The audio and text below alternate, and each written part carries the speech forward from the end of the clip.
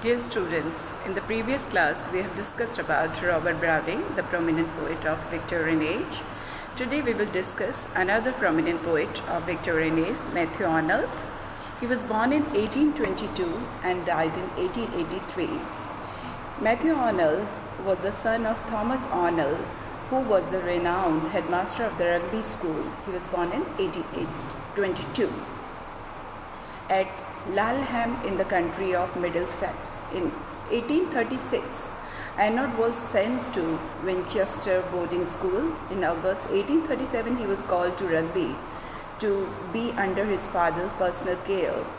He won a prize at Rugby in 1840 for his poem Alric at Rome. In 1841, he went up to Oxford on a scholarship. In 1842, his father, who is remembered in the famous elegy Rugby Chapel, written years after his father's death. In 1843, Arnold won the Newdigate with a poem entitled Cromwell. His stay at Oxford was the happiest of his life. Here he composed some of his finest poems, The Scholar Gypsy and Thyrsis, and the famous preface to the Essay in Criticism. In 1847, Arnold was appointed private secretary to Laud. In 1851, he was appointed the inspector of a school on which poet he remained for the next 35 years. The same year, he married Frances Lucy Weightman. The Strayed Reveller and other poems appeared in 1849 and 1852 came out. Empedocles on Emma and other poems. The second volume contained some of the finest poems, Tristan and Isolde, A Summer Night and Lines, written in Kingston Garden. The followed poems, 1853, with its famous critical preface, and new poems, 1867 and 1837. Arnold was elected to the professorship of poetry at Oxford. In 1858, he published Merope, a tragedy in the Greek model. Arnold was also a distinguished prose writer and literary critic. His critical prose consists of essays in criticism. First series was published in 1865. Essays in Criticism, second series was published in 1868. On translating Homer in 1861 and on the study of Celtic literature in 1867. As an inspector of a school, he wrote some very valuable educational criticism, which included The Popular Education of France, 1861, Schools and Universities on the Continent, 1868, and a special report on elementary education abroad. In 1866, Arnold wrote upon religion, politics, and society in such thought-provoking books as Culture and Anarchy. In 1869, St. Paul and Protestantism. In 1870, Friendship Garland in 1871, and God and the Bible in 1875. In 1883, Arnold resigned, receiving a pension from the government, and he died in 1888 due to heart disease. Matthew Arnold was an important literary critic in addition to being an accomplished poet. His critical essays are of the highest value. Essay in Criticism celebrated him as a critic and writer. His prose works are large in bulk and wide, 1865 and 1889. Contains the finest of his critical work, which is stamped scholarship and careful thought. His critical judgment, though spoiled by imperfect sympathy, is sound and sane. He showed a reaction from Romanticism and advocated a return to classical spirit, which means calm, cheerfulness, disinterested objectivity. He stressed the importance of lucidity and harmony of presentment to him. Poetry is the criticism of life. This epigrammatic remark sums up his real intention both as a writer and critic. It means that poetry is an expression of the moral and intellectual attitude of the literary artist. Poetry must assume the function of religion and must rehabilitate faith.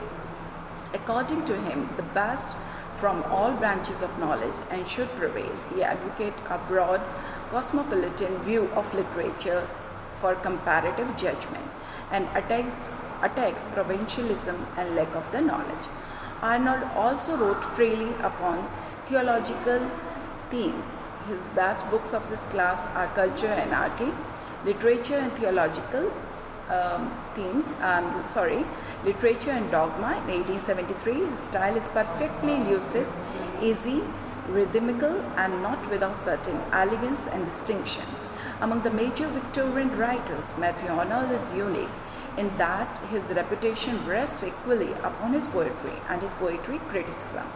Only a quarter of his productive life was given to writing poetry, but many of the same values, attitudes, and feelings that are expressed in his poem achieve a fuller or more balanced formulation in his prose.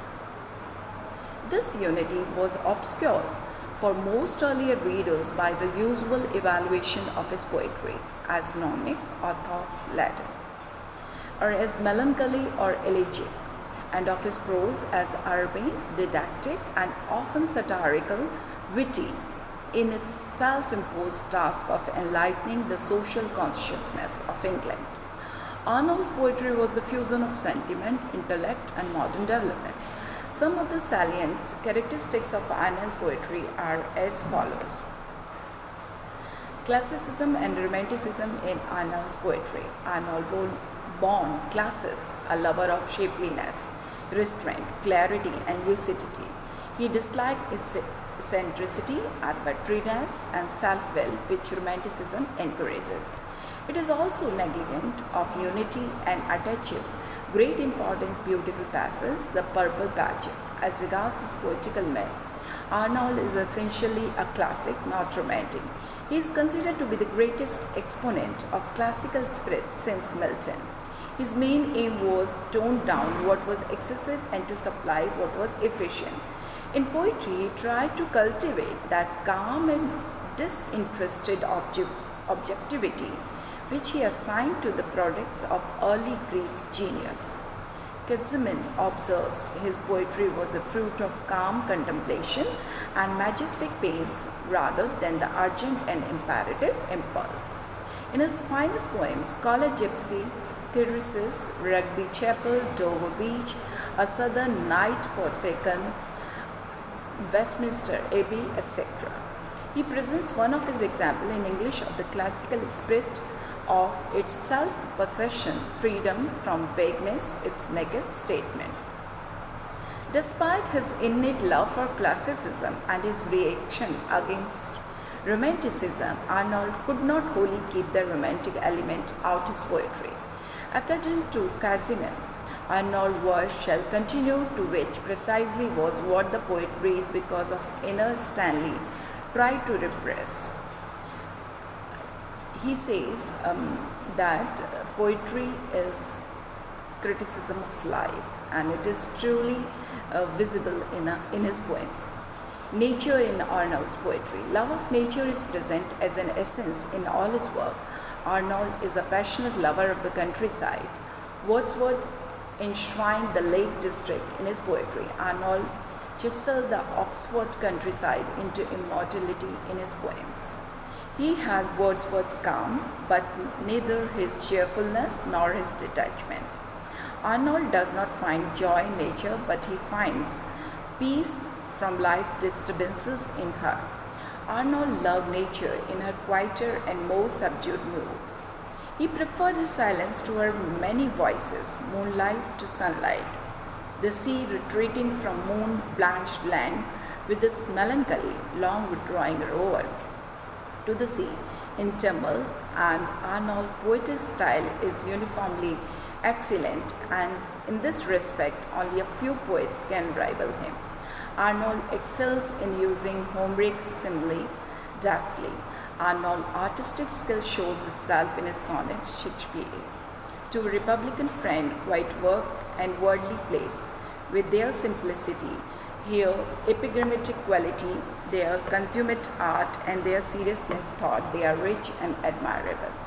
Arnold is known as a critic of his age. Arnold poetry is an interpretation main movement of mind in the England of his time. Of all modern poets, says H. Paul, except Goethe, He was the best critic of all modern critics, with the same acceptation. He was the best poet. Arnold saw the whole of contemporary life steadily. Arnold vehemently criticized the rising spirit of modernity in all spheres of contemporary life in his poetry. Perhaps more than any other poet of his type, Arnold saw what was happening. Arnold realized that all human values and human emotions are of a social growth, if not of a social origin. He knows how much of what man does for himself depends upon what society allows him to do. Social changes. He thinks that the causes of human isolation and the sterilization of emotion, the rapid industrialization in Victorian England led to the growth and development of materialism, which resulted in the loss of spiritual and human values, and the terrible contrast of wealth and poetry to him. The city of London was a symbol of industrial and material expansion, of lawlessness and sordidness.